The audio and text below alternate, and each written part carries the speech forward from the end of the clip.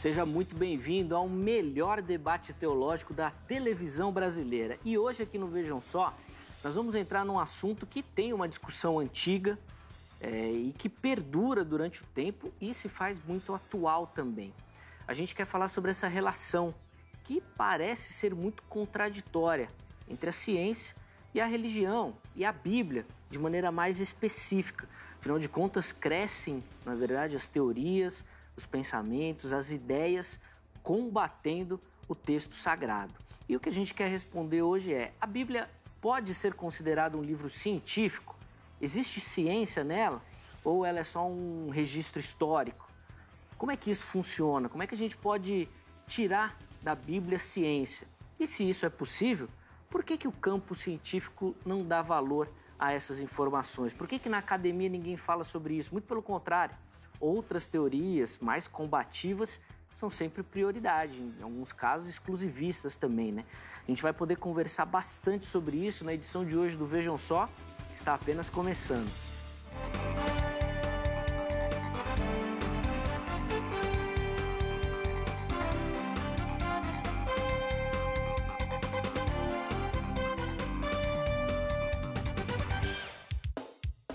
Olá, uma ótima noite para você que acompanha a nossa programação. Olha, seja muito, mas muito bem-vindo a mais uma edição do programa Vejam Só. Sempre uma alegria poder entrar aí na sua casa, dividir esses momentos com você, com a sua família, para a gente poder conversar, bater papo, trocar ideias e principalmente juntos possamos aprender sobre os mais variados aspectos das visões teológicas. E hoje, de maneira mais específica, aprendendo também sobre ciência, que olha, é um assunto muito delicado, seja pelo interesse das pessoas, seja também por essa relação que a gente já apontou, que é realmente difícil entre a Bíblia e a ciência. Daqui a pouquinho eu vou colocar a enquete no ar para você responder também, mas agora eu quero apresentar o nosso convidado, e é com muita alegria que o Vejam Só recebe mais uma vez, ele que é um amigo aqui do programa, sempre nos atende muito gentilmente, o professor Marcos Eberlin, que é uma referência brasileira, obviamente, e, quiçá, mundial, quando a gente fala da teoria do design inteligente. Professor Marcos, obrigado, viu, por aceitar o nosso convite. Zeca, é um privilégio mais uma vez estar aqui no Vejam Só, esse programa fantástico de debates, já estive aqui em outros debates. É muito bom a gente ter essa referência no Brasil, um palco de debates filosóficos, teológicos, científicos. A gente constrói o nosso entendimento com essas três bases. Então é um privilégio muito grande estar falando com os seus ouvintes, né, os telespectadores do Vejam Só, mais uma vez. E agora sobre esse livro fantástico, a Palavra de Deus. Sem dúvida nenhuma, vai ser muito interessante, principalmente por esse aspecto. Professor, eu vou mostrar aqui um material que o amigo trouxe aqui pra gente, e eu queria que você falasse um pouquinho desse livro aqui, por favor. Zeca, esse livro foi um projeto de vários anos. Eu fiquei escrevendo por 8 anos. E eu tinha ali um site na internet que chamava Fomos Planejados, colocava o capítulo, abria para discussões, as pessoas comentavam. E durante esses 8 anos eu fui depurando o livro, os assuntos. E aí quando eu cheguei aqui em São Paulo, na Universidade Presbiteriana Mackenzie, a melhor do Brasil, né, Zeca? Nós somos mackenzistas, né? Uma vez mackenzista, sempre mackenzista. Sem dúvida. E aí fui convidado pela editora Mackenzie a finalmente publicar o livro. E o livro tem sido um grande sucesso, a gente já vendeu milhares de cópias, estamos preparando a 6ª edição, revisada, atualizada. Legal. E esse livro é um compêndio das evidências mais recentes que mostram que fomos feitos planejados, fomos feitos prontos, alguém nos planejou, o universo e a vida. E muitas verdades que esse livro contém batem também com as verdades desse livro preto aqui, né? Sim. Capa preta, que a gente conhece tanto. E então realmente tem sido um privilégio a gente, através desse livro, divulgar essas verdades. Depois a gente vai, inclusive, poder aprofundar mais, inclusive, a participação da Universidade de Mackenzie nesse trabalho, do espaço e tudo mais. Mas, professor, me chamou a atenção aqui que logo na capa do livro, né, naquela informação adicional ao título, parece aqui, ó, a maior descoberta científica de todos os tempos. A gente está falando de uma questão muito inovadora mesmo, que ninguém nunca tinha pensado e preparado para analisar cientificamente falando? Zeca, a gente sempre acha que a ciência mostra que não existe Deus. A ciência matou Deus. Sim. E que cientista bom é cientista ateu. E que a ciência desqualifica a Bíblia, desqualifica essas verdades. Mas isso realmente é um mito, é falacioso. Nós estamos afogados e atolados de evidências de que realmente um ser de extrema inteligência, poder, sabedoria, fez o universo e fez a vida. E o pior, a gente descobriu isso ainda mais claramente pela ciência. Romanos, Paulo fala isso em Romanos, né, Zeca? Porque os atributos invisíveis de Deus, o seu eterno poder, a sua divindade, se veem claramente, né? Foi o adjetivo aí, o advérbio, né, que ele usou, claramente no universo, nas coisas que foram criadas no universo e na vida. E nós, pelo exercício da ciência, a cada dia, a cada novo dado, novo espectro, nova descoberta, ficamos ainda mais indesculpáveis. Há um Deus que fez todas as coisas. E essa é a maior descoberta científica de todos os tempos. Sem dúvida. Qual pergunta maior a ciência poderia responder se não essa? Há ou não há um Deus? E a ciência nos mostra claramente hoje, né? Apesar dos ateus, dos naturalistas tentarem negar, há um Deus. O Stephen Meyer acaba de lançar um livro pelo Discovery Institute nos Estados Unidos, que nós somos associados. Legal. O retorno da hipótese Deus. A hipótese Deus era o grande alicerce no início da ciência. Com Darwin a gente se afastou dessa hipótese, mas essa hipótese retornou forte, firme e vitoriosa na ciência. Muito bacana, interessantíssimo o tema.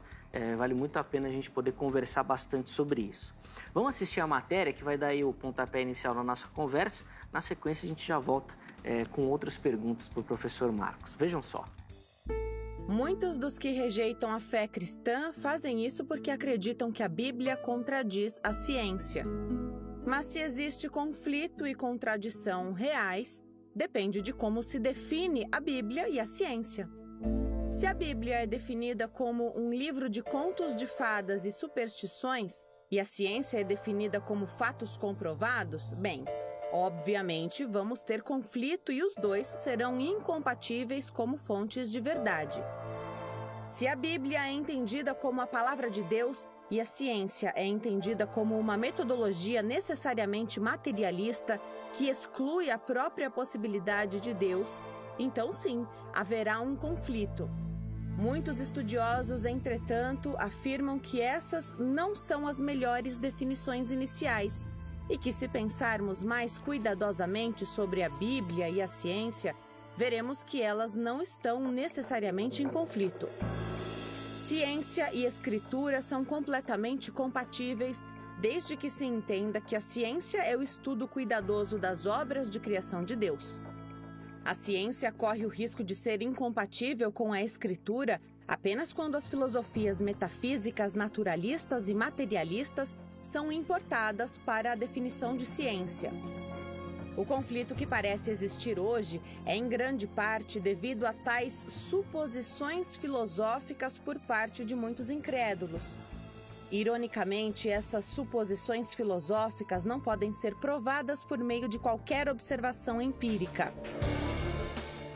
Em alguns momentos, fica evidente que a falta de diálogo entre as partes acaba gerando muito conflito, um querendo desmerecer o outro.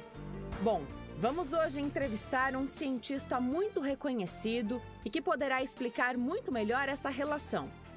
Fique ligado, nosso papo com o Dr. Marcos Eberlin está apenas começando. Exatamente, estamos só começando o nosso bate-papo. Professor Marcos, a primeira pergunta que eu quero que o irmão responda para a gente é exatamente essa pergunta tema do programa, né, que a gente lançou aí, né, essa bomba. A gente pode considerar a Bíblia um livro científico?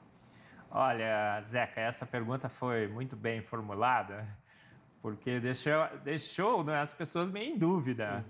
Será que a Bíblia é um livro científico, um livro de ciência? A resposta é sim e não. Acho que quem respondeu sim acertou, quem respondeu não acertou também. Porque assim, olha, se você acha que a Bíblia é um livro que pretende ensinar ciência, não. Mas se você acha que essa pergunta está te questionando, será que tem ciência na Bíblia? A resposta é sim, sim, claro que tem. Então, a Bíblia não foi escrita com a intenção de ensinar ciência. Ela não é um livro de biologia, é um livro de química, é um livro de cosmologia, mas ela contém muitas e muitas e muitas verdades científicas. Ela está repleta, afogada e atolada em verdades científicas. E é incrível também, Zeca, que a gente vê ao longo da história, você vai analisando ao longo da história, e a gente verifica que ocorreram vários conflitos. Então, por exemplo, a Bíblia dizia que as estrelas eram incontáveis. A gente vai falar algumas depois, né, dessas verdades. E os cientistas contaram as estrelas. Aí falaram, tá vendo? A Bíblia é um livro de mitologia, alegoria e tudo mais. E esse conflito, o tempo passou, dado após dado, espectro após espectro, descoberta após descoberta. Qual foi a verdade que foi revelada pela ciência? As estrelas são realmente incontáveis. Então, sempre, gente, sempre quando houve um conflito entre uma verdade científica levantada pelo homem e uma verdade científica revelada pela palavra de Deus, quem ganhou essa disputa, Zeca? Sempre a palavra de Deus. Ela ganha sempre, não é? Ela assim, é imbatível. Ela não só contém verdades científicas, mas ela antecipou verdades científicas. E ela estabeleceu verdades científicas antes que os homens pudessem estabelecê-las. E quando os homens estabeleceram uma pseudo-verdade científica antes da Bíblia e tentaram dizer, olha, a Bíblia estava errada, o tempo passou e a gente descobriu que a Bíblia está certa. Então, quem respondeu sim, acertou. Quem respondeu não, acertou também, tá bom? Ninguém errou, muito bacana. Inclusive, coloca no ar aí a nossa enquete, que está lá disponível no nosso perfil do Instagram, o @programa Vejam Só. Entra lá e você vai localizar a enquete e na postagem seguinte você vai ter a oportunidade de justificar a sua escolha. Essas justificativas a gente vai pegar algumas e colocar aqui durante o nosso bate-papo também, tá bom? A pergunta que a gente quer que você responda tá aí, ó. A Bíblia pode ser considerada um livro científico? E aí você tem duas opções, sim e não, tá? Vote, participe, pode ser classificado, né? Boa, classificado. E aí você escolhe uma dessas opções, tá bom? Fique à vontade lá para participar. No final do bate-papo a gente coloca também um resultado parcial da enquete. Professor Marcos, você disse agora que a Bíblia ela não tem a pretensão de ensinar ciência, e eu imagino que ela não possa ser apontada como fonte científica também.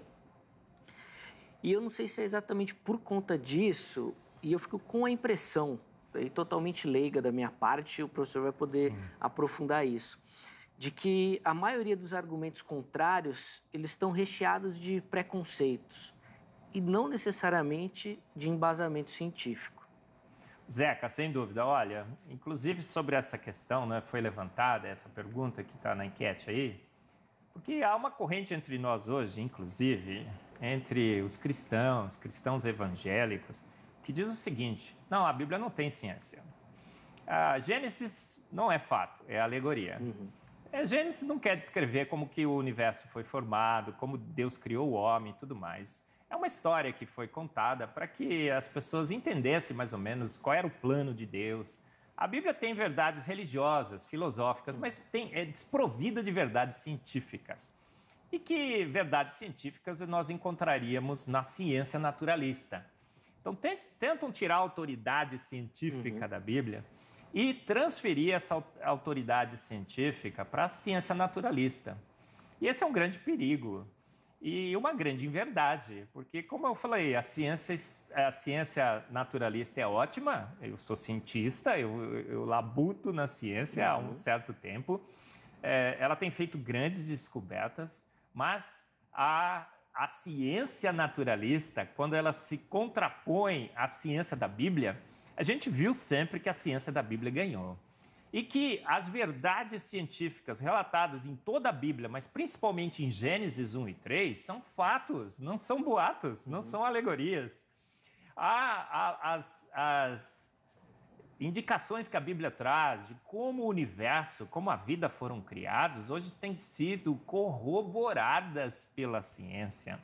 E a ciência tem mostrado que de fato, a gente tem um livro com autoridade, com autoridade no que ele diz. Então, do que se pode verificar, nós temos verificado através da ciência que essa palavra, esse livro, é perfeito, ele é correto, ele é exato. Então, se ele é perfeito, correto, exato, no que se pode verificar, no que não se pode verificar, né? Olha, no princípio criou Deus os céus e a terra, né? Será que Deus estava lá? Se realmente criou? A gente pode ter certeza, né? Pode ter confiança, vamos dizer, confiança é a melhor palavra. Legal. Confiança racional de que aquilo lá é verdade também. Então, as verdades científicas que a Bíblia apresenta, elas são extremamente importantes porque nos permitem confiar em todo o conteúdo, não só nessas verdades que estão distribuídas, mas outras verdades que a gente não pode, pela ciência, porque a ciência é limitada, não é, Zeca? Sim.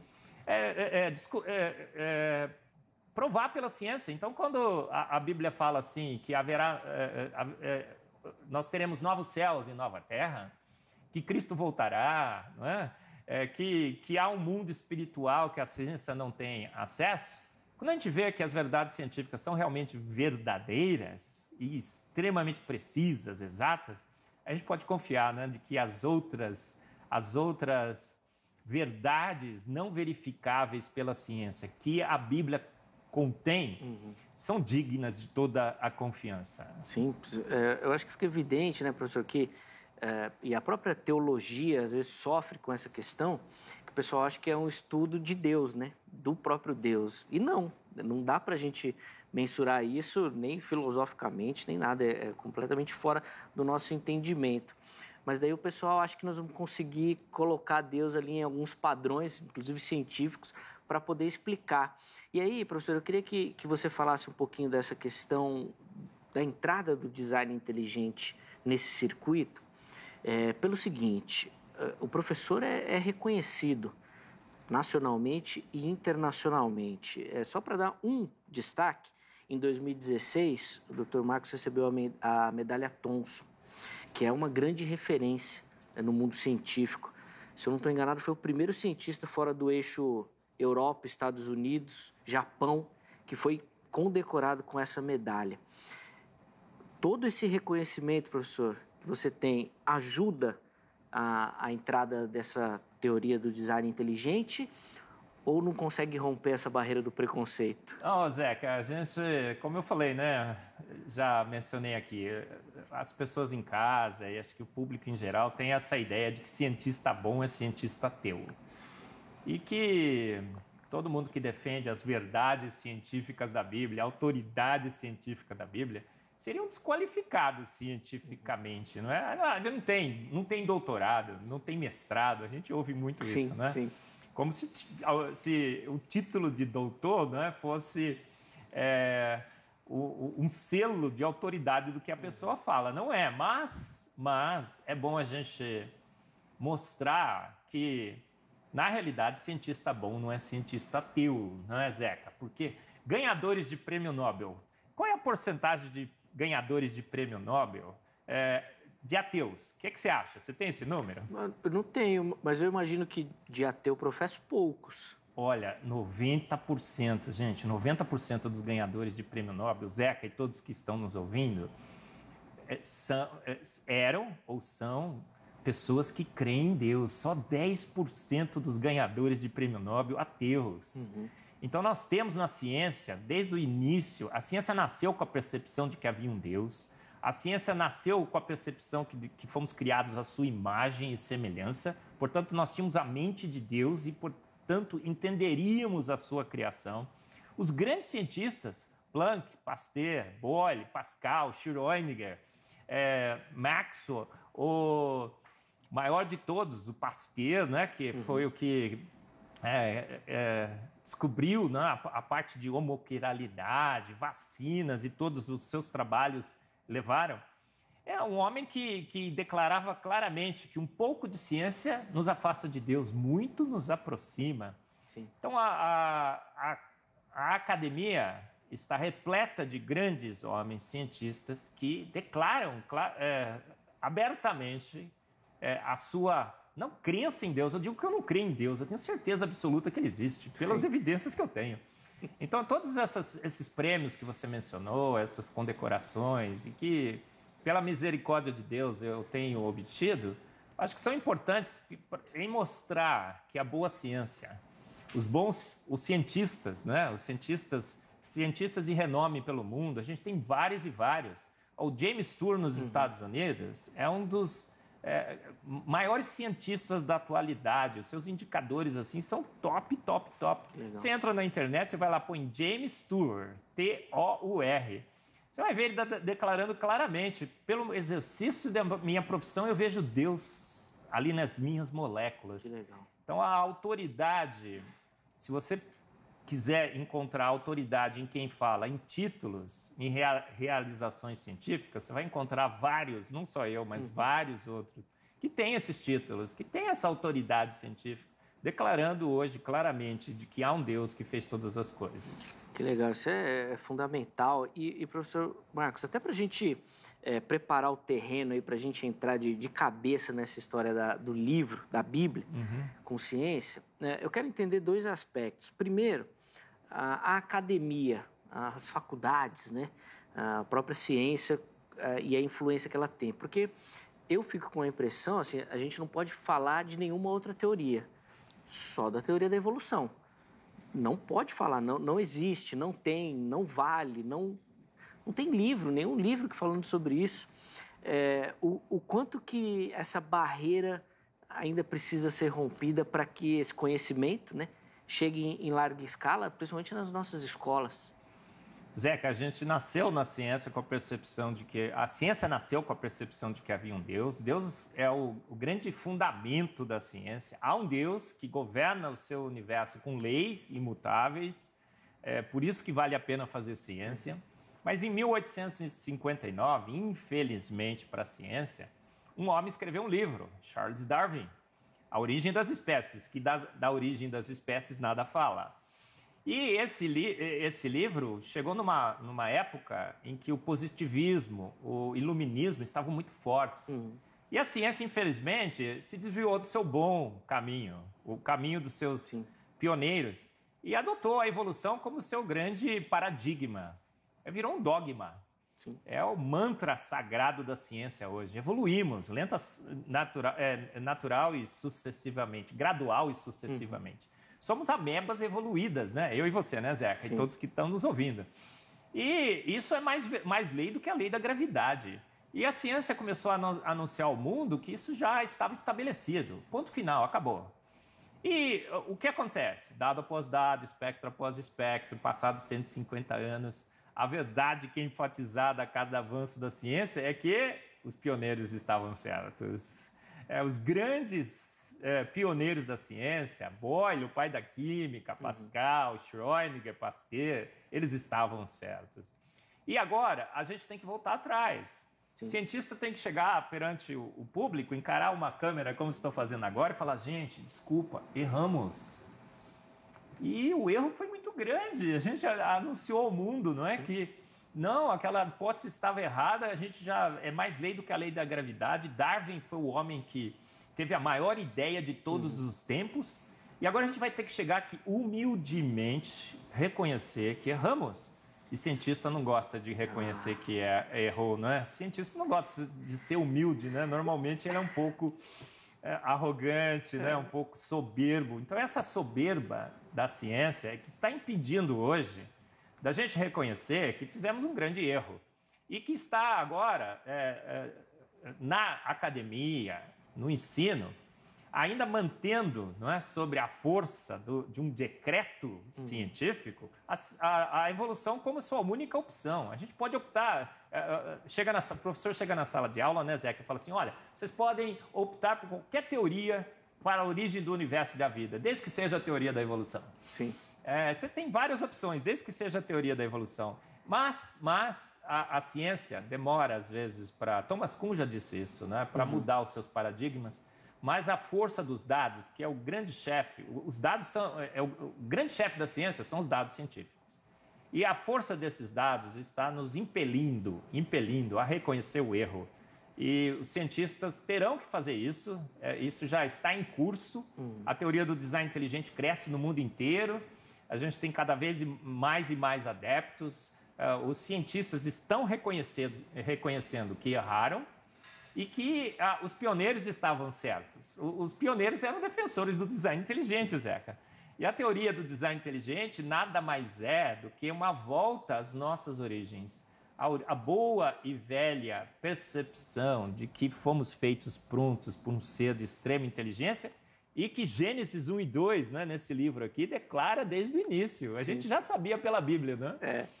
Precisava só, para alguns, né, dessa confirmação que tem chegado, como o professor colocou. Professora, eu quero ir para outra ponta dessa conversa, que é a igreja. O irmão já falou aqui, vários cientistas, desde o início, sempre professaram a sua fé, sempre acreditaram. Mas a gente vem de um tempo onde a própria igreja rejeitou a ciência. Não. Inclusive, quando os jovens iam lá, eu quero ser... Não vai. Não vai mexer com essas coisas, que não vai dar certo para você. A própria igreja colocou essa barreira. O quanto que isso é problemático? Já que... essa questão de influenciar da cosmovisão cristã, ela deveria permear todas as áreas da nossa sociedade. Mas parece que a própria igreja preferiu sair da ciência. É problemático porque Deus é o autor e consumador da ciência. As grandes universidades do mundo foram criadas por homens que criam em Deus. A reforma, né? A gente vê toda esse movimento de criação de novas universidades. A ciência é um empreendimento de Deus, da igreja cristã, inclusive. E a gente abandonou o que era nosso. Mas estamos voltando, Zeca, estamos voltando. Acho que Deus está reivindicando o que a Ele pertence, a ciência. Deus é o autor e consumador da ciência. Então, pastores, incentivem os seus jovens a serem cientistas, a descobrirem, através da ciência, um pouco mais de como Deus fez, da grandiosidade, da majestade de Deus.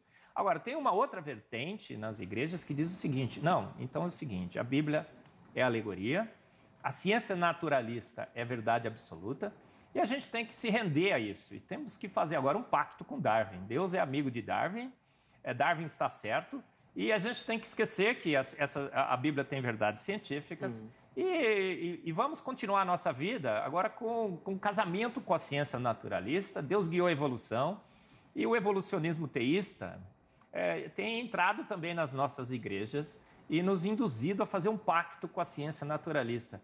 Então, não sei o que é pior, viu, Zeca? Se falar assim, olha, a ciência é nossa inimiga, ou se é assim, a ciência naturalista, equivocada, errada, falaciosa, é a nossa amiga? Não, a gente tem que defender o design inteligente, aquela velha e boa percepção dos pais da ciência, que a ciência naturalista faliu, errou, e que a ciência dos pais da ciência que está certa, defendendo o design inteligente. Então, jovens, entrem nas universidades, defendendo a racionalidade da sua fé, de que um Deus soberano, poderoso, onisciente, onipresente e onipotente fez o universo, fez a vida e os fez prontos, não lenta, devagar e sucessivamente, né? O Deus do devagarinho, né, Zé? Exatamente. Inclusive, professor Marcos, aqui no Vejam Só mesmo, o amigo já trouxe alguns exemplos desses dados científicos que comprovam uma mente inteligente por trás de toda a criação.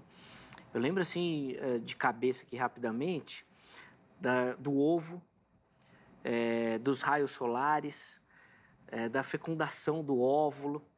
Se eu não estou enganado, também falou da mariposa, talvez me fuja aqui. Mas da libélula. Da libélula, isso. Libélula, isso. Tem mais algum que a gente pode falar aqui, professor? Zeca, a gente ficaria aqui horas e horas e horas e horas, né? Eu trouxe uma listinha aqui, Pronto. Uma listinha aqui, gente, só para eu não esquecer. Eu tenho uma palestra no Consciência Cristã, eu pus no meu canal no YouTube também, a Autoridade Científica da Bíblia, se você quiser assistir. E, olha, tem N evidências. Olha, por exemplo, Zeca, a Bíblia diz que Deus chegou, né, e disse: haja luz e houve luz, haja vida e houve vida. No quarto dia, ele criou as estrelas, criou o universo. E a gente vê ali que é um dia literal, 24 horas. Então ele criou o universo pronto. Aí você vai na ciência e eles falam, não, uma grande explosão. Não, o Big Bang, né? Uma explosão entre aspas. Os físicos não gostam muito do termo explosão, mas liberação de matéria, né? Sobre alta pressão e temperatura deve ter feito um barulho tremendo, né? Parecido com uma explosão. Liberou uma nuvem gasosa que ao longo de milhões e milhões de anos foi se organizando em estrelas, galáxias e tudo mais, planetas, né? Até que chegar nesse universo que nós temos aqui. Mas com o Hubble, esse telescópio, Zeca, a gente mirou num ponto escuro do universo e encontramos uma luz que, teoricamente, teria chegado nesse planeta de 13,4 bilhões de anos atrás. Uma imagem. Eu falo que a gente tem a foto. E o que a gente viu nessa foto? Uma galáxia pronta, extremamente bem estruturada, com os elementos mais pesados, com água e tudo mais. 13,4 bilhões de anos, o universo se acredita que teria 13,7. Então o universo seria extremamente jovem, um bebezinho naquela época, não devia nem ter estrelas. Mas a gente viu que o universo está pronto, uma galáxia pronta. Então é uma prova científica da verdade bíblica, que em Gênesis 1 e 2 diz que Deus chamou à existência todas as coisas pelo poder da sua palavra. E disse, haja galáxias e bum, houve galáxias. Então o que acontece? Nós temos a foto, a gente tirou a foto dessa galáxia, 13,4 bilhões de anos, ela está prontinha. O Adalto Lourenço tem uma palestra muito interessante sobre isso.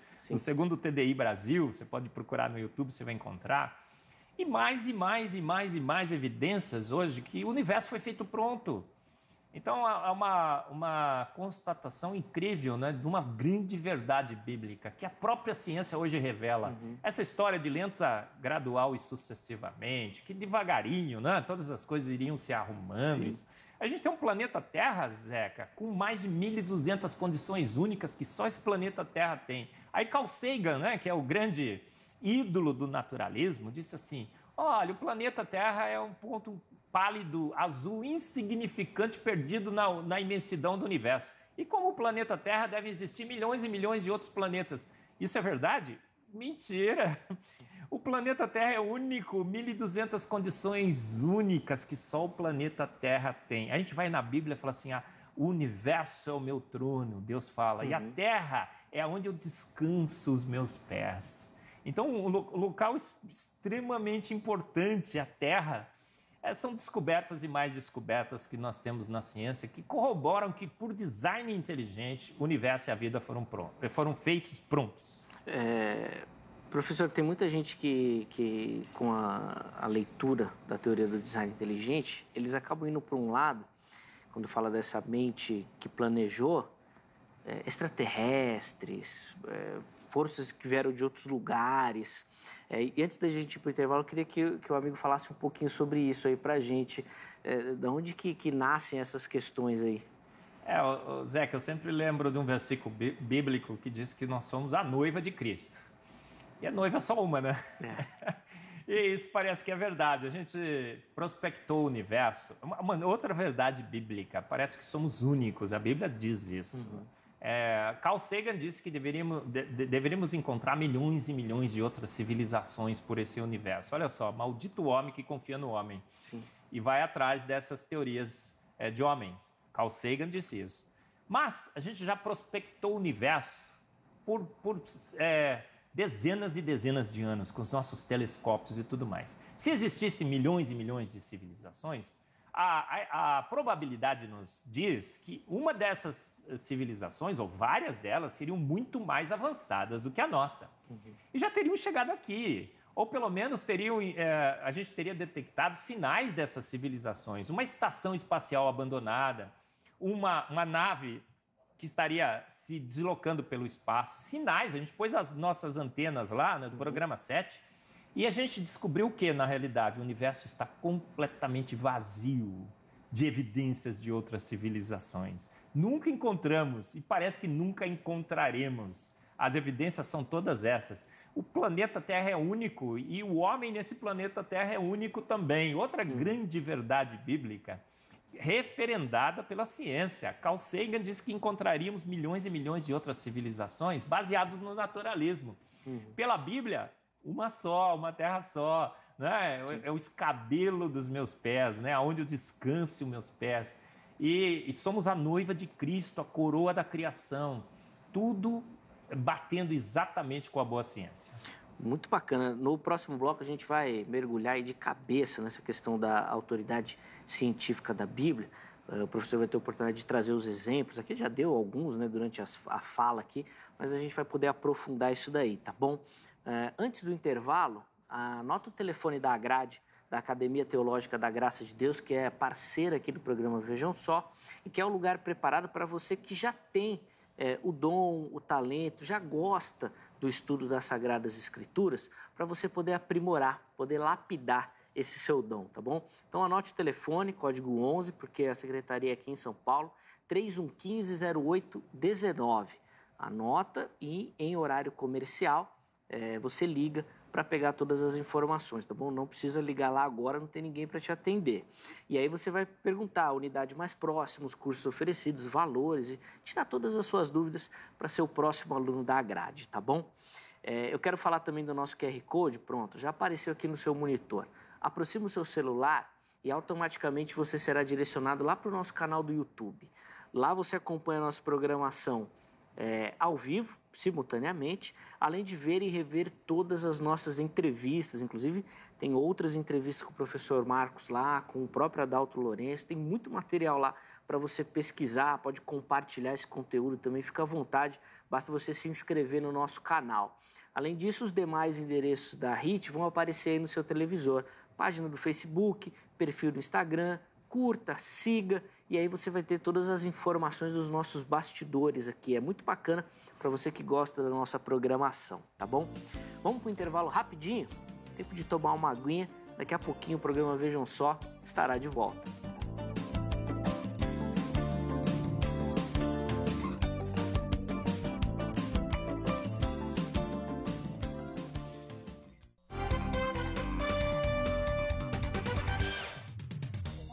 Intervalo rapidíssimo, nós já estamos de volta com o programa Vejam Só para dar continuidade à nossa entrevista, recebendo aqui no nosso estúdio com muita alegria o professor Marcos Eberlin, ele que tem nos ajudado a entender e responder a pergunta se a Bíblia é um livro científico. Por que muita gente não acredita, muita gente discorda? Quais são os fatores que cercam essa questão? E daqui a pouquinho a gente já vai retomar o nosso bate-papo, mas agora, bem rapidinho, eu quero dar aquela moral para você que acompanha e assiste o Vejam Só. Nosso endereço está aí na sua tela, vejamsó@hittv.com.br. Mande a sua foto ou o seu vídeo, tá bom? No vídeo você pode dar uma sugestão de tema para os nossos debates ou responder alguma das nossas perguntas também. Fique à vontade. Não esqueça do corpo do e-mail de mandar seu nome, a cidade e o estado de onde você é. Se alguém tirou a foto ou fez o vídeo, pode colocar o nome que a gente dá aquela moral por aqui também, tá bom? Nós vamos começar o nosso passeio hoje aqui no litoral paulista, na cidade de Santos. E quem vai aparecer na sua tela é o Ricardo e o filho dele, o Isaac. Então ali, ó, ambos acompanhando o Vejam Só também. Deus abençoe essa família querida, obrigado pelo carinho, pela audiência. É uma alegria receber a foto de vocês aqui. A nossa próxima foto vem lá do Maranhão, da cidade de Fortuna. E vai aparecer aí para você o pastor Edilson Campos. Pastor, obrigado, viu? Acompanhando o Vejam Só. Uma alegria receber a sua participação. E não só ali do Maranhão, mas a gente recebe muitas mensagens do norte e nordeste do nosso país. Esses dois que apareceram hoje, aqueles que já mandaram e aqueles que vão mandar nos próximos dias, vão concorrer a um brinde, um sorteio, uma Bíblia de estudo da tradução King James, na sua versão atualizada. Um material de luxo que vale muito a pena você ter na sua biblioteca, você que gosta, tá certo, dessa questão. A gente vai sortear no começo de abril, mas depois eu passo o dia certinho para você, tá bom? Mas enquanto isso, mande a sua foto para você participar e concorrer também a esse brinde. Professor Marcos, a gente até colocou um outro GC aí disponível, perguntando, né, uma dúvida, se é possível a gente confirmar a autoridade científica da Bíblia. Eu sei que o irmão tem vários exemplos aí, eu acho que a gente pode começar a detalhar alguns deles também. Com certeza, Zeca. não é só possível, mas mais que viável, e são N exemplos, N exemplos. A Bíblia não é um livro de ciência, mas contém uma quantidade imensa de verdades científicas. Muitas, como a gente já falou, que foram antecipadas. Sim. E nessa antecipação, por exemplo, você vai lá em Gênesis 40, 15, né? Está escrito assim, aquele debate magnífico, né, entre Deus e Jó. Aí Jó falou, Deus fala assim para Jó, Jó, veja aí esse animal, um animal magnífico. Ele diz o seguinte, olha, cauda como cedro, ossos como tubos de bronze, ossada como barras de ferro. Aí, quando foram traduzir a Bíblia, os cientistas, né, alguém, na hora de traduzir, o tradutor deve ter consultado os cientistas. Fala, gente, que bicho é esse? Que bicho é esse? E tem toda a descrição, né? Deus continua falando sobre o bimote, o leviatã e tudo mais. E os cientistas falaram, não existe, esse bicho não existe. Nunca vimos. Aí, algumas traduções, aparece lá, rinoceronte. Por que colocaram o rinoceronte? Porque não bate com a descrição, mas colocaram o rinoceronte porque ninguém conhecia aquele animal. Dado após dado, espectro após espectro, o que aconteceu recentemente? Descobrimos ossadas dos dinossauros. E descobrimos dinossauros por todo o planeta, né? Tem vales de dinossauros. Alguns cristãos não creem em dinossauros, né? Sim. Diz que foi uma... Não, existiram sim, gente. Milhares e milhares de ossadas de registros, no registro fóssil de dinossauros. E aí entrou numa contradição, porque a ciência falou assim, não, já foram extintos, existiram, mas foram extintos há 60 milhões de anos atrás. Como é que Deus pode estar falando para Jó? Jó, você vê todo dia, você contempla esse animal aí. Aí outro conflito, olha só, a ciência está dizendo, tá bom, descobrimos dinossauros, mas eles foram extintos há 60 milhões de anos atrás. E a Bíblia está dizendo que homens conviveram com dinossauros. Jó viu um dinossauro. Olha só que coisa magnífica. Você gostaria de ter visto um dinossauro também, né, Zeca? Muito. Meu filho adora, né? O Nicolas, todo garoto adora os dinossauros, né? Contemplar um dinossauro seria fantástico. Dado após dado, espectro após espectro, descoberta após descoberta. Recentemente, a primeira que fez essa descoberta foi Mary Schwarzer, nos Estados Unidos, uma paleontóloga. Foram transportar um osso de T-Rex, cortaram esse osso, Zeca.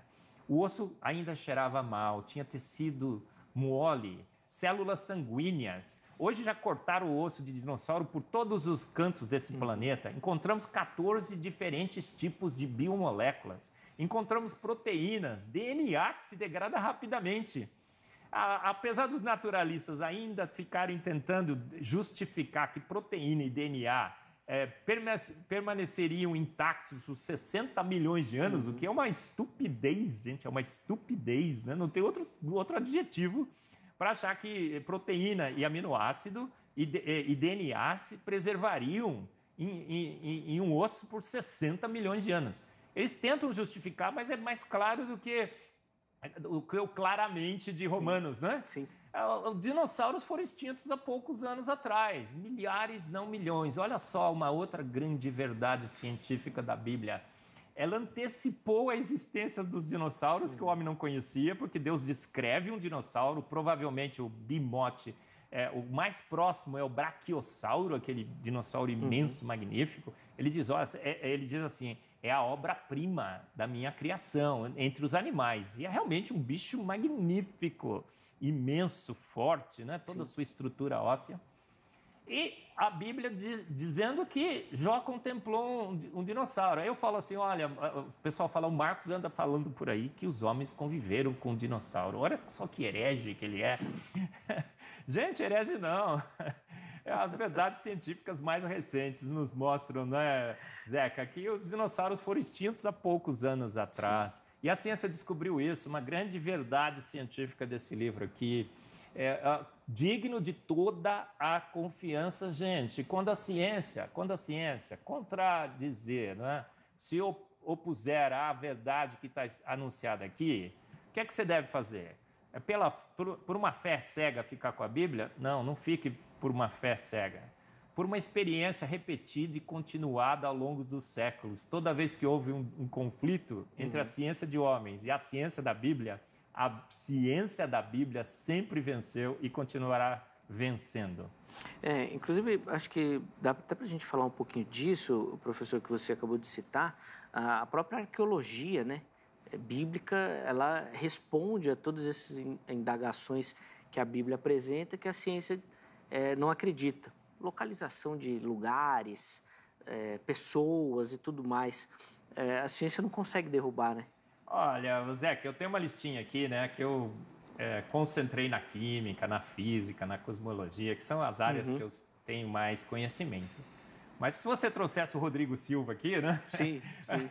Ele ficaria quantas horas falando sobre verdades na arqueologia da Bíblia? Locais que a Bíblia descrevia e que a ciência nunca não tinha conhecido. E aí o cientista lá falava assim, olha, a arqueologia da Bíblia está errada, porque esse lugar nunca existiu, esse rei nunca existiu, esse fato histórico que a Bíblia está relatando, isso nunca existiu. Ciência arqueológica, não é? Arqueologia, história, dado após dado, não é? Dia após dia. O que acontece? A arqueologia bíblica é perfeita, Tudo que a Bíblia descreve em termos de arqueologia, de história, perfeita. Então não é só na química, não é só na física, não é só na biologia, não é só na cosmologia. Na arqueologia, no sanitarismo, né? A gente lava as mãos hoje, não lava, Zeca? Sim. Quem é que mandava lavar as mãos? A Bíblia. Sabia que no começo do século XX, final do século XIX, os médicos mexiam com cadáveres, faziam uma autópsia e iam tratar os seus doentes. Muitos e muitos doentes morriam. Se eles tivessem lido a Bíblia, eles saberiam disso, né? Que a Bíblia fala, tocou em morto, gente, você está imundo, tome banho, né? Sim. Com água corrente, inclusive. Sim. A Bíblia antecipando uma falha da medicina. Gente, não pode fazer isso. Isolamento, né? O isolamento de contaminados que a gente vê hoje na pandemia. Se você está contaminado, se isole. A Bíblia falava sobre isso. Não pode casar primo com primo e tudo mais. Em Levíticos, quando a degradação genética já se torna importante, o que Levíticos fala? Não casa mais irmão com irmão. A Bíblia... a circuncisão, a Bíblia manda fazer no 8º dia. Aí ninguém entendia, né? Poxa vida, por que a Bíblia está falando no 8º dia? Que mistério é esse? O que nós descobrimos hoje? Que há uma proteína no sistema de coagulação do sangue, a protombina, que tem o seu... Olha, quando o neném nasce, há uma diminuição no nível e tem um máximo no 8º dia. Fantástico, não é? Sim. Gente, a Bíblia está repleta, afogada, atolada de grandes verdades científicas. Esse é um livro que tem autoridade. E não só em pontos específicos, mas principalmente, né, como a gente tem falado, em Gênesis 1, 2 e 3. A Bíblia descreve perfeitamente como o universo foi feito, como a vida foi feita em 6 dias, literais, tarde e manhã, primeiro, segundo, terceiro dia. E por que não é? Se todas essas verdades estão sendo confirmadas, a gente não crê na Bíblia toda. É assim que a gente deveria fazer. Sim, sem dúvida, faz todo sentido quando a gente para pensar nesses aspectos. E aí, professor Marcos, eu quero que o amigo comente agora um outro detalhe que os críticos usam bastante para falar que a Bíblia não traz essas informações científicas. Vou dar um exemplo só. Na passagem de Josué, quando ele fala que o sol parou, né? Tem lá na descrição do texto. Aí todo mundo olha e fala, tá vendo? Não é um livro científico, porque a gente já sabe que não é assim que funciona. Eu queria que o amigo explicasse para a gente. Olha, Zeca, essa é uma acusação totalmente equivocada. Primeiro que a gente sabe hoje pela física que tudo depende do referencial, correto? Correto. O que está movimentando?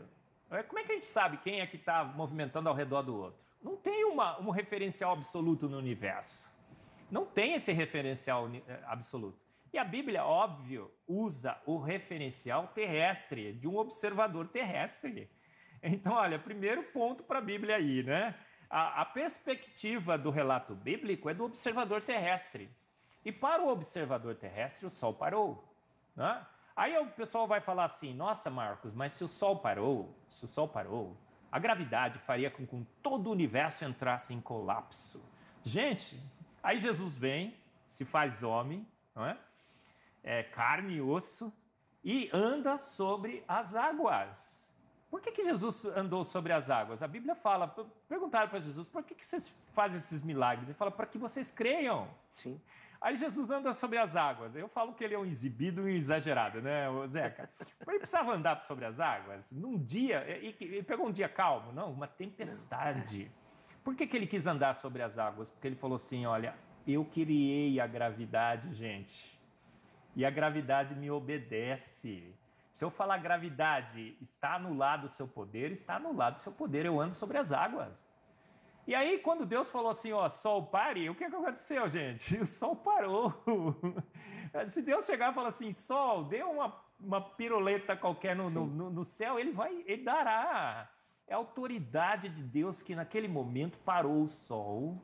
A gente não sabe exatamente se ele parou, o que ele fez, né? Para o referencial terrestre, o Sol ficou parado lá no céu. Sim.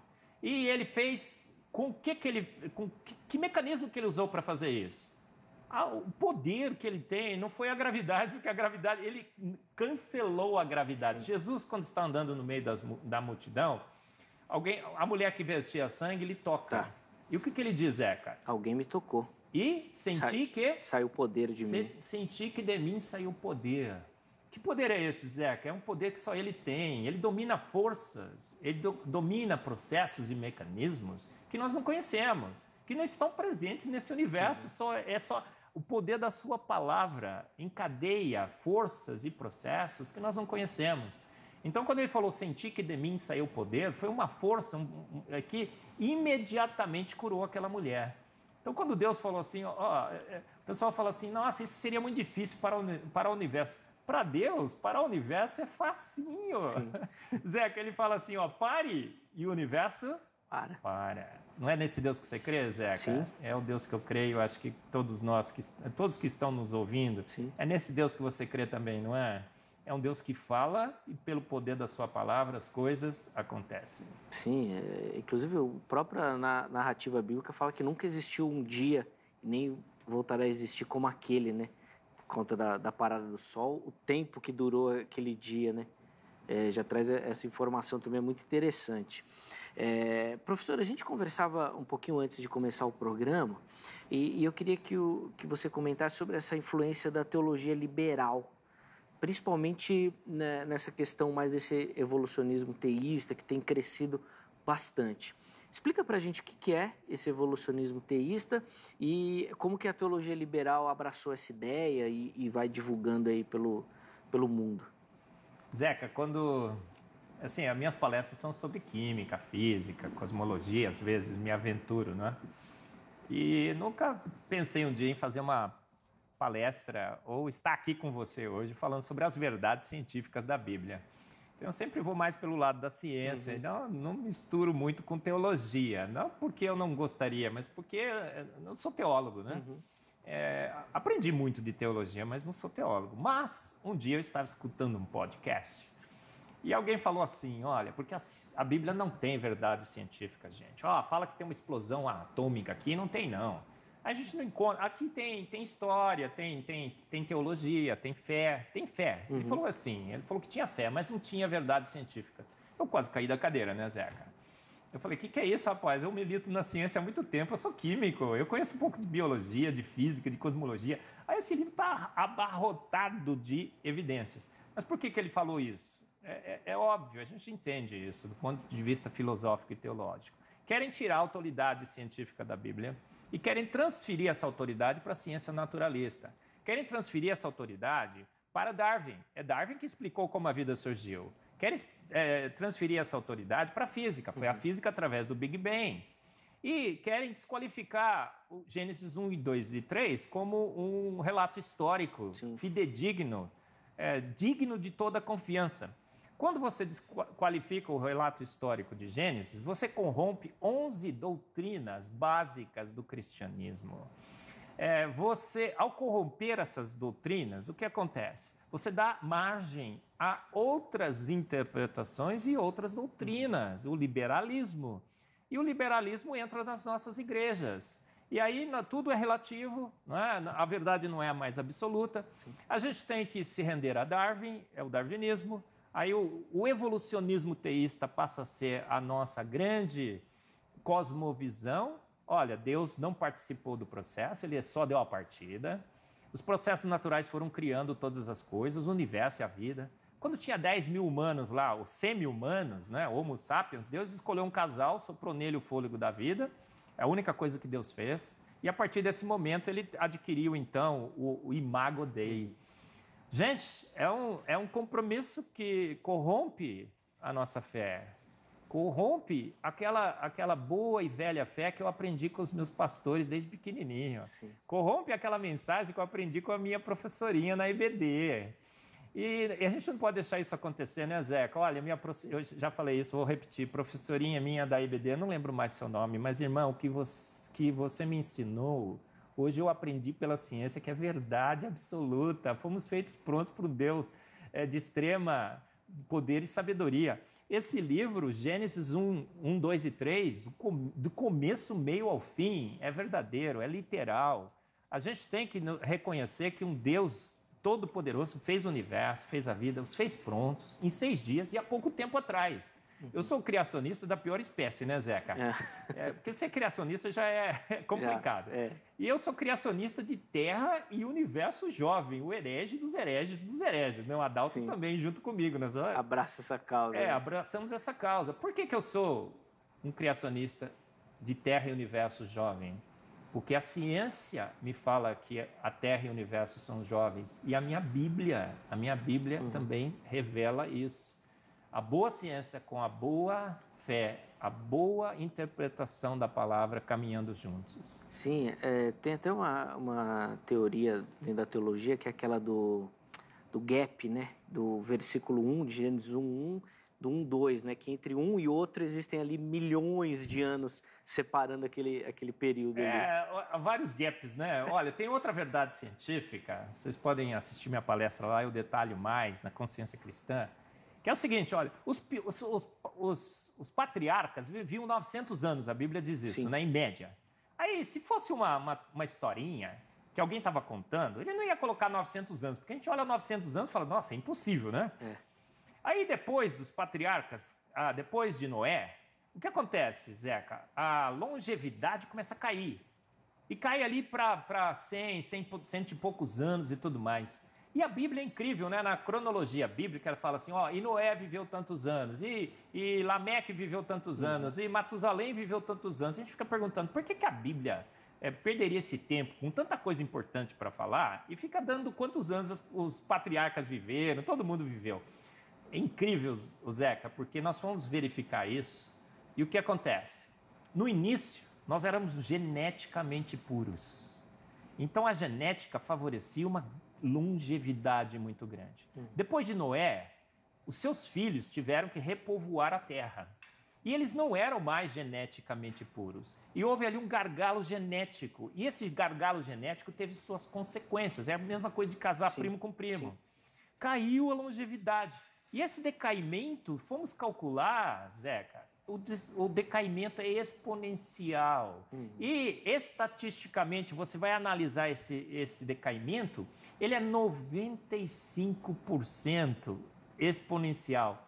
A gente faz testes estatísticos, a gente vê que aquilo lá é um decaimento absolutamente dentro do que você esperaria para um decaimento que decorreria de um gargalo genético. Então, por que a Bíblia colocou as idades ali? A longevidade.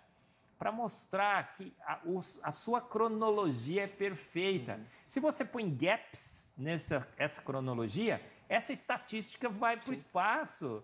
Então, parece que até a cronologia bíblica, aqueles cálculos que faziam, né, que dava 6.000 anos e tudo mais, está sendo referendado pela boa ciência, pela biologia moderna, porque fizeram experimentos com animais em ilhas, assim, isolados.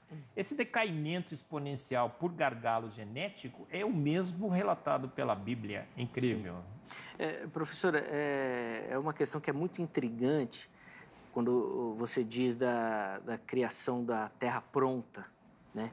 Porque a gente fica com a impressão, muitas vezes a pessoa lendo fica com a impressão que Deus criou Adão um bebezinho e que depois ele foi crescendo, ou os próprios animais ali, né? Como é que a gente deve entender esse processo da criação quando a gente fala dessa perspectiva dessa terra pronta? Zeca, a gente deve ler a palavra e deixar que ela fale. Então, ele diz que ele criou, no princípio criou Deus os céus e a terra era sem forma e vazia.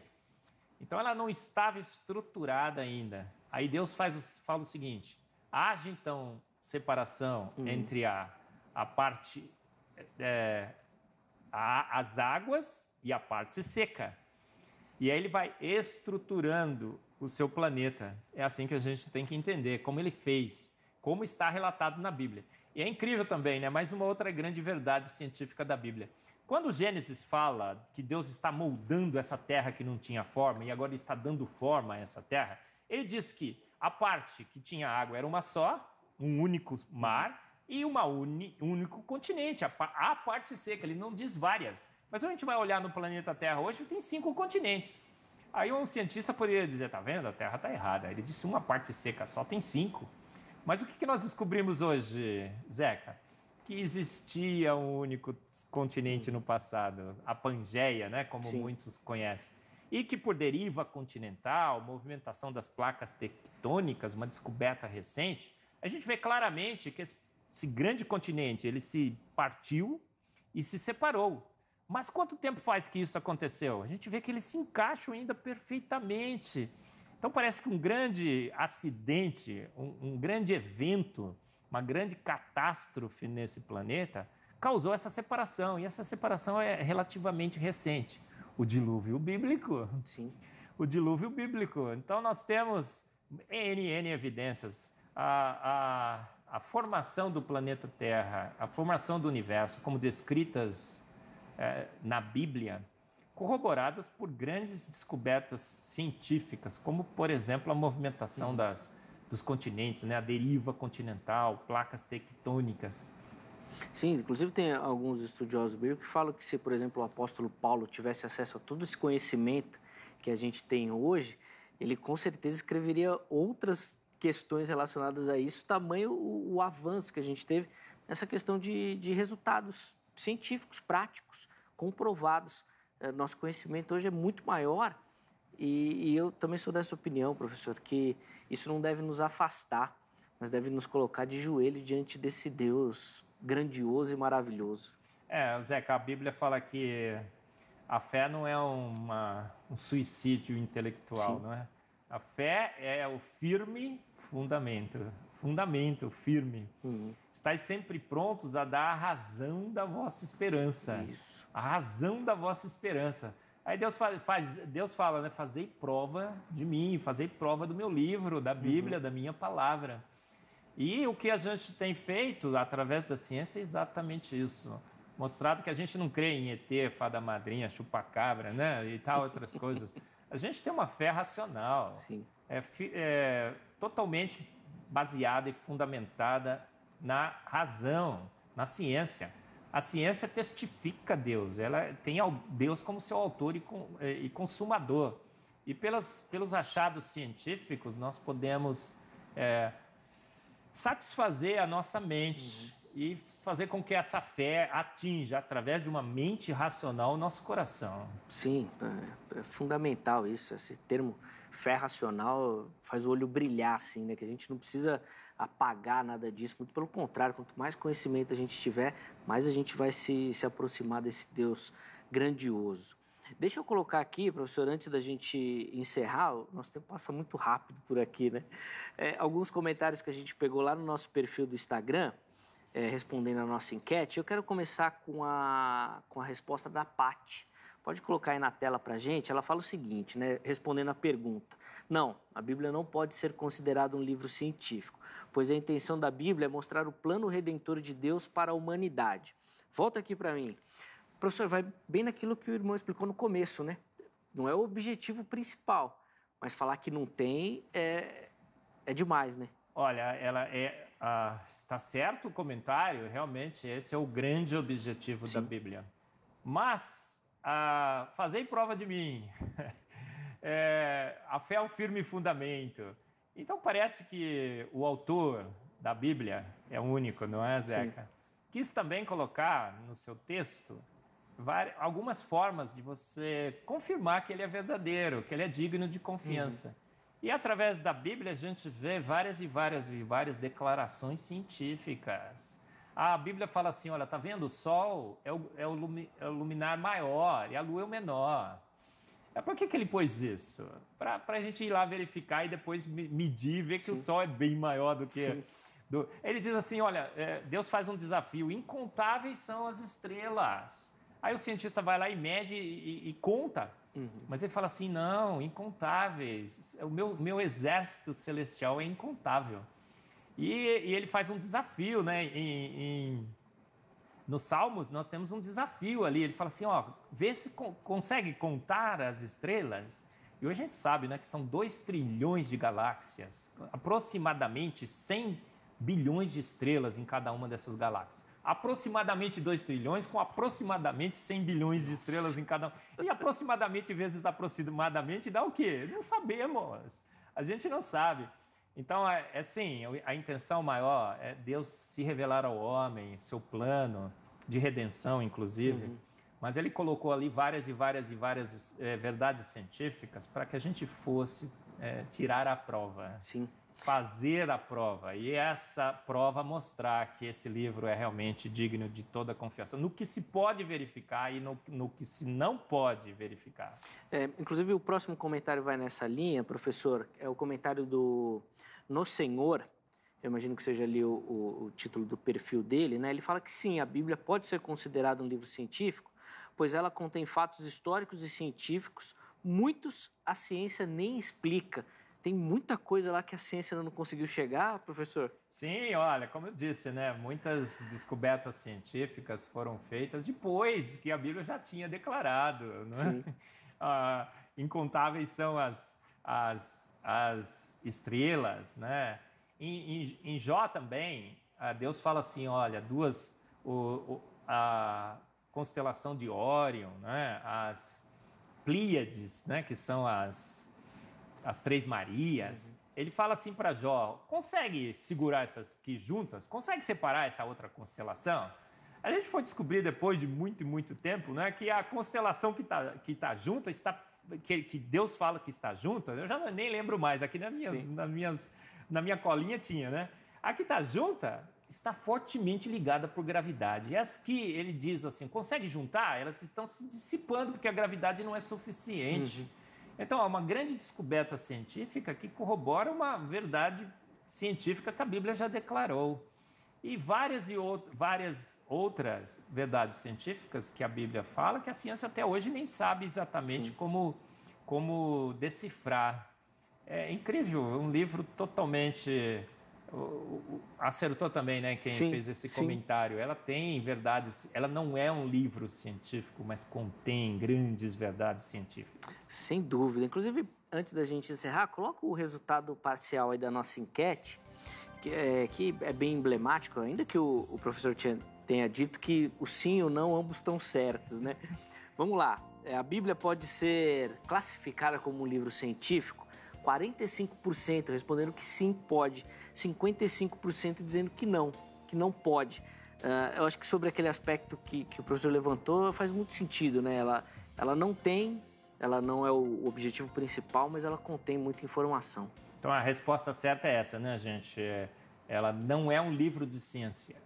Ela não pretende ensinar ciência, mas parece que alguém quis colocar ali muita ciência. Para que a gente pudesse verificar com a nossa ciência, com o nosso conhecimento, homens feitos à imagem e semelhança de Deus, pudesse investigar o universo, investigar a vida e falar, uau, olha aqui, que verdade científica fantástica, antecipada pela Bíblia, para que a gente pudesse crer, né? Quando Tomé duvida, né? Jesus chega assim, né? E fala assim, ô seu herege, descrente, é assim que Jesus trata Tomé? Não, ele fala aqui, olha, tá aqui, Tomé, eu sei, eu te fiz, você é minha imagem e semelhança. Eu sei que você é um ser que precisa de evidências. Você não tem uma fé irracional, você crê porque você entende que deve crer. E ele falou, toca, não foi? Sim. Ele falou, toca. Então, é mais ou menos assim o que a Bíblia tem. Tá falando assim, ó, tá aqui, ó, toca. Sim. Toca nas minhas verdades científicas e creia em toda a palavra como literal, como de Gênesis a Apocalipse. Não tira uma vírgula, não tira um ponto de exclamação, não tira uma letrinha sequer. Fique com a Bíblia sempre, porque ela sempre venceu os embates. Amém. O Adalto Lourenço, inclusive, tem uma explicação da questão da Trindade, como ela se revela, como Deus deixa pistas, né? Em vários atos da criação ele fala da água, eu acho muito bacana, né? Do H2O, né? Mostra ali os três, né? Necessidade de três, né? Nesses itens, é muito legal. Numa entrevista que ele deu aqui no Vejam Só, ele explicou direitinho, vale muito a pena você conferir.